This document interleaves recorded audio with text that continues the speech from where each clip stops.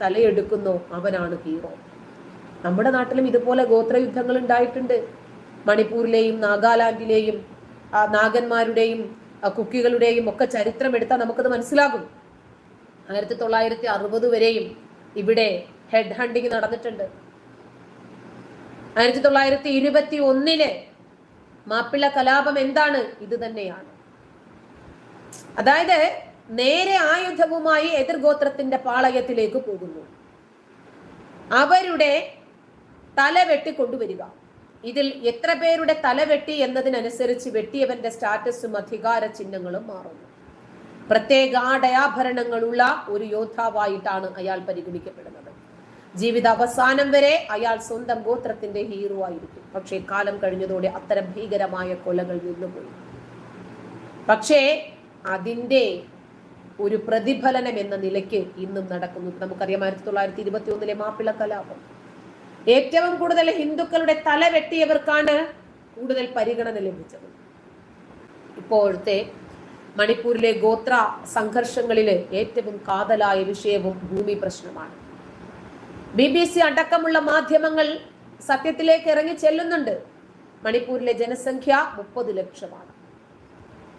ഇവിടുത്തെ പ്രബല വിഭാഗമായ മേത്തി ജനസംഖ്യ 53%, ബാക്കിയുള്ള വിവിധ പട്ടിക വർഗ വിഭാഗങ്ങളെല്ലാം കൂടി 47%. മണിപ്പൂരിൻ്റെത് വെറും 10% മാത്രമാണ് സമതലമായിട്ടുള്ളത്. ബാക്കിയുള്ള 90% മലമ്പ്രദേശം. ഈ മലമ്പ്രദേശം 10% സമതലത്തെ ചുറ്റി നിൽക്കും. സമതലത്തിലാണ് തലസ്ഥാനമായ ഇംഫാൽ അടക്കമുള്ള പ്രധാന സ്ഥലങ്ങളൊക്കെ. മണിപ്പൂർ ജനതയുടെ 65% ഈ 10% സമതലത്തിലാണുള്ളത്. ബാക്കിയുള്ള 90% മലനിരകളിൽ വസിക്കുന്ന വെറും 35% ജനങ്ങളുമാണ്. മണിപ്പൂരിലെ പ്രബല വിഭാഗമാണ് മെയ്തി, പട്ടിക വിഭാഗമല്ല. മെയ്തി പട്ടിക വിഭാഗമല്ല. മലനിരകളിൽ താമസിക്കുന്ന മറ്റ് വിഭാഗത്തിലെ ആദിവാസി ഗോത്ര വിഭാഗങ്ങൾ. അതുകൊണ്ടാണ് പറഞ്ഞത് ഇത് ഒരു ഗോത്ര പ്രശ്നമാണ്.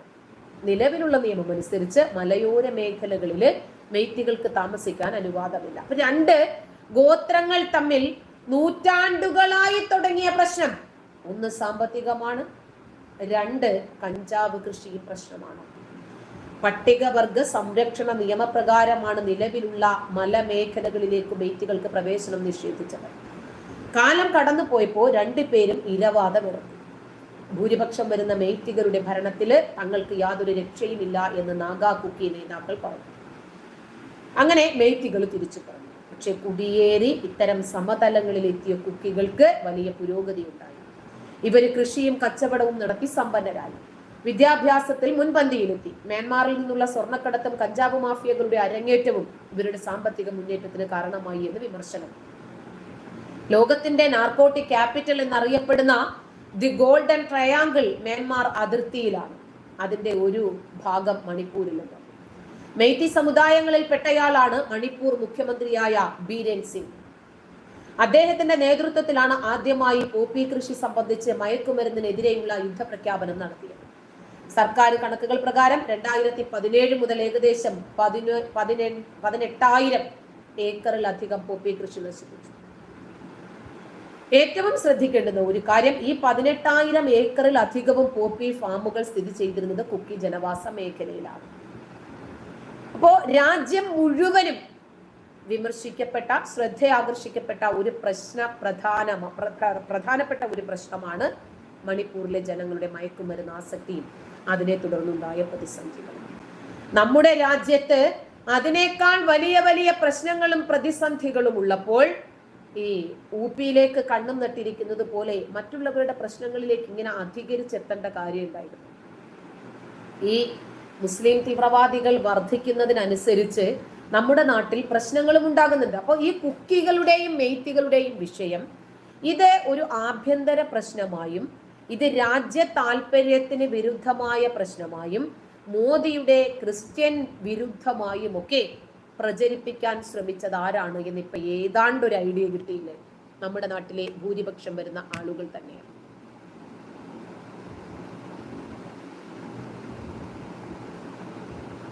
ഫൈസൽ, ഇതിനെക്കുറിച്ചൊക്കെ വിവരമുള്ളവർ ഒരുപാട് പറഞ്ഞിട്ടുണ്ട്. താത്ത നിന്നെ ഇങ്ങോട്ട് വിളിച്ചില്ലല്ലോ? വിളിച്ചോ? വിവരമുള്ളവർ പറഞ്ഞത്തേക്ക് പോടാ. നീ ഇവിടെ വലിഞ്ഞു കയറി വന്നിട്ട് എന്നോട് പോകാനോ? അടിസ്ഥാന വിവരമില്ല.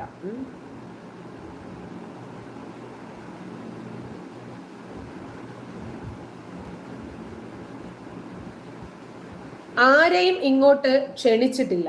താല്പര്യമുള്ളവർ മാത്രം നിന്നാ മതി, അല്ലാത്തവർക്ക് പോകാം.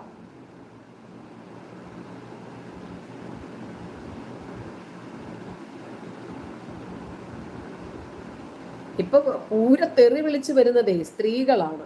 സ്ത്രീകളുടെ ഐഡിയയിൽ ചിലപ്പോ ഇവന്മാരെ തന്നെ ആയിരിക്കും ചിലപ്പോ.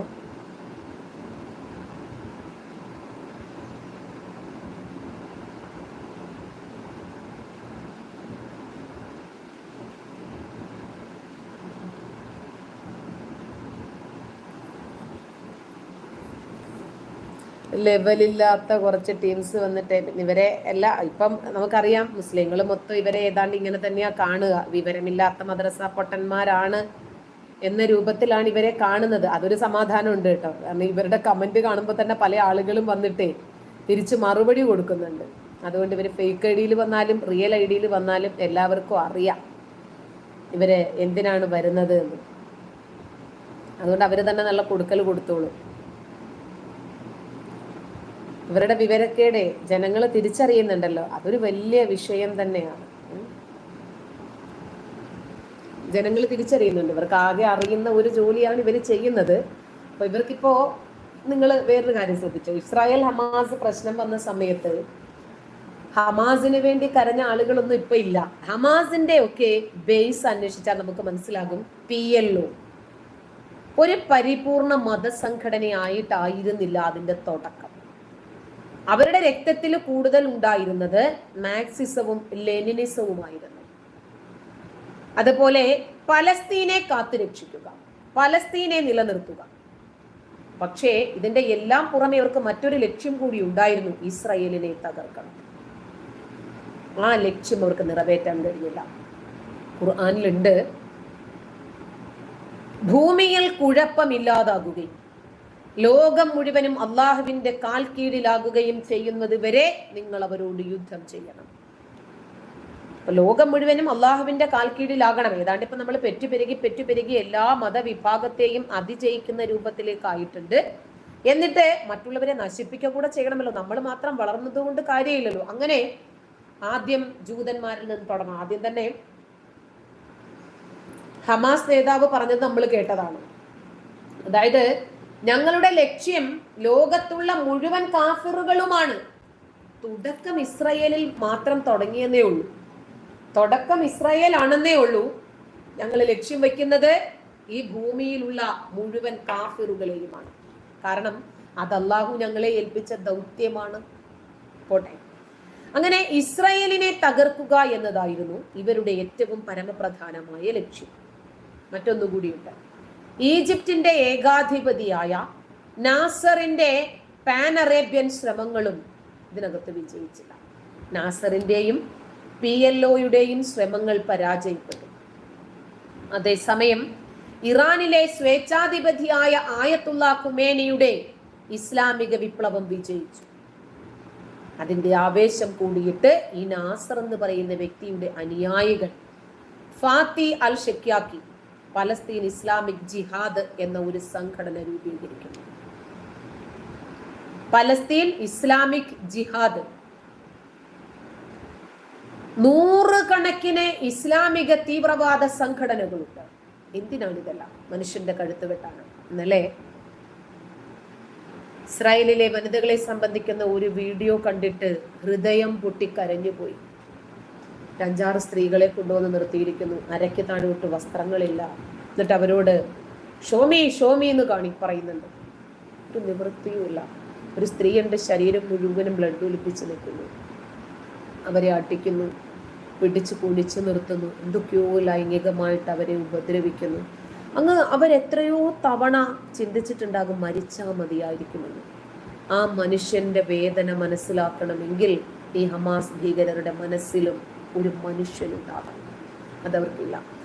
ലോകം മുഴുവനും ഇവരെ വെറുക്കാൻ കാരണം എന്താ? ഇവരുടെ ഈ കൾച്ചറാണ്. ഒന്നും വേണ്ട, നമ്മുടെ ചാറ്റ് ബോക്സിൽ വന്ന് അത് കാണിക്കാമോ ഇത് കാണിക്കാമോ കളി തരുമോ കരളെ, എന്താണ് ഇവരുടെ ലക്ഷ്യം? പെണ്ണ് എന്ന് പറഞ്ഞാൽ വെറും ഒരു ഭോഗവസ്തുവാണ്. അത് ഉമ്മയായാലും കുഴപ്പമില്ല, പെങ്ങളായാലും കുഴപ്പമില്ല, തൽക്കാലത്തിന് മകളെ കൊണ്ടും ഇവർ അഡ്ജസ്റ്റ് ചെയ്യും. ഇറാനിലെ ഷായെ പോലുള്ള ശക്തരായ ആളുകളെ അട്ടിമറിക്കണം എന്നിവർ തീരുമാനിച്ചു. അതിന് നിശ്ചയദാർഢ്യമുള്ള പോരാളികളുടെ ജിഹാദിന് എല്ലാ തടസ്സങ്ങളെയും ഇല്ലാതാക്കാൻ കഴിയുമെന്ന് ഇവർ തീരുമാനിച്ചു. അങ്ങനെ ഏത് തീവ്രവാദ